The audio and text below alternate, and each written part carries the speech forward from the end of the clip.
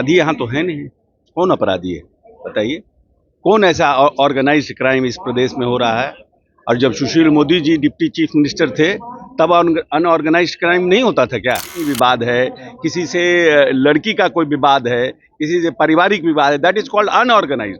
Organised crime किसी political protection में से आए हैं भारतीय जनता पार्टी में। कहाँ से आए संजय जायसवाल? संजय जायसवाल के बाबूजी कहाँ थे? तो ये लोग तो आरजेडी और बीजेपी करवे ना करेंगे। वो आरजेडी से बीजेपी में आए हैं तो चाहते हैं खाली आरजेडी रह जाए, बीजेपी।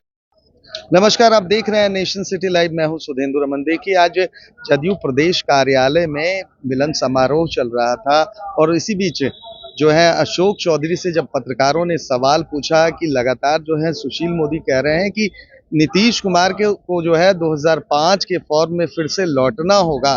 इसका मतलब ये है कि जो 2005 से पहले की जो घटना थी, जो हालात थे, वो क्या थे? इस पर अशोक चौधरी ने साफ करते हुए कहा है कि हमारे नेता ने 18 साल से जो यहाँ पे शासन दिया है, यहाँ जो लॉ एंड ऑर्डर स्थापित किया है, वो एक कीर्तिमान स्थापित करता है। साथ ही साथ उन्होंने सुशील मोदी के बयान पर कटाक्ष करते हुए कहा है कि जब तक वो साथ थे तब तक ये सब बयान क्यों नहीं दे रहे थे। पहले सुनिए कि क्या कह रहे हैं अशोक चौधरी। मतलब क्या समझ रहे हैं?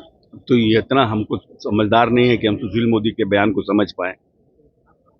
उन्हीं से पूछना पड़ेगा। उन्होंने लॉ एंड ऑर्डर को लेकर सवाल खड़ा किया और बोले कि कई सारे ऐसे सवाल खड़े हो रहे हैं। अब नीतीश जी को एक बार फिर से 2005 के दौर में लौटना चाहिए और उस समय के फॉर्म में लौटना चाहिए जिस समय एनडीए की सरकार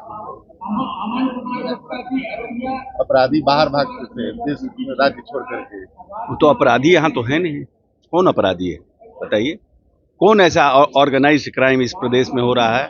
और जब Sushil Modi ji deputy chief minister थे तब अनऑर्गेनाइज्ड क्राइम नहीं होता था क्या? ऑर्गेनाइज्ड क्राइम और अनऑर्गेनाइज्ड क्राइम ये दो अलग अलग चीज है। Unorganised crime spur of the movement में होता है। किसी से जमीनी विवाद है, किसी से लड़की का कोई विवाद है, किसी से पारिवारिक विवाद है, that is called unorganised. Organised crime किसी पॉलिटिकल प्रोटेक्शन में कोई एक ग्रुप पनप रहा हो राज्य में और वो क्राइम करता हो जिसको सरकार का संरक्षण प्राप्त हो। तो कोई एक ऐसा बताइए नाम जिसको नीतीश कुमार का और सरकार का संरक्षण प्राप्त हो। ऐसा कोई ग्रुप है क्या? सर, बीजेपी ने ये भी कहा है कि आने वाले समय में बिहार में दो पार्टी रह जाएगी, बीजेपी और आरजेडी। संजय जायसवाल ने कहा।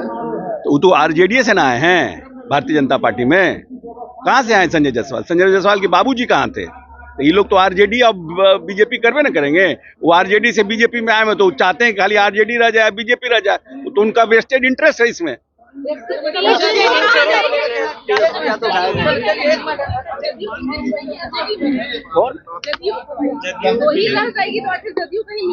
नहीं, ये सब फालतू का बयान है।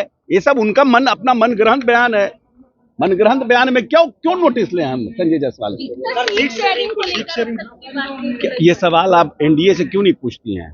आप यंग पत्रकार हैं, ये सवाल जाकर के बीजेपी वालों से भी पूछिए कि कब आपका सीट शेयरिंग हो रहा है।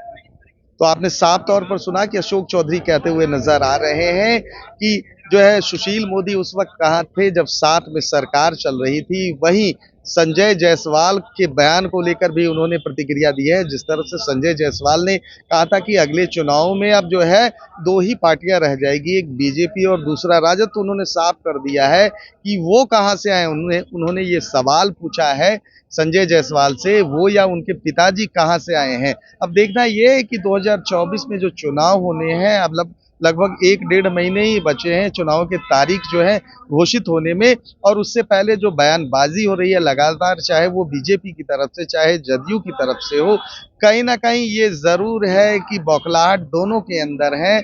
और जिस तरह से जो कयास लगाए जा रहे थे कि एक बार फिर से नीतीश कुमार जो है एनडीए का दामन थामेंगे, कहीं ना कहीं इस पर विराम लगता हुआ नजर आ रहा है। फिलहाल बने रहिए हमारे साथ और देखते रहिए नेशन सिटी लाइव।